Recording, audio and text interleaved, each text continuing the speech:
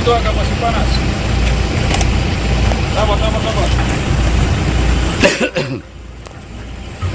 Sabar, sabar.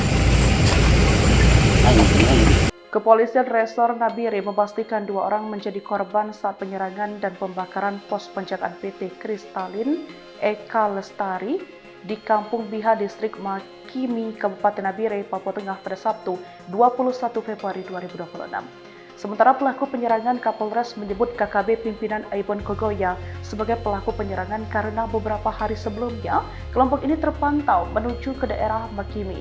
Untuk pelaku penyerangan adalah KKB Aibon Kogoya karena beberapa hari sebelumnya mereka terpantau menuju ke daerah Makimi atau PT Kristalin sehingga kami sudah koordinasi, kata Kapolres Nabire AKBP Samuel ketika dikonfirmasi. Sementara itu, Kepala Operasi Damai Kartens 2026 yakni Brigjen Pol Faisal Ramdhani menegaskan aparat akan menindaklanjuti kasus ini secara tegas dan terukur.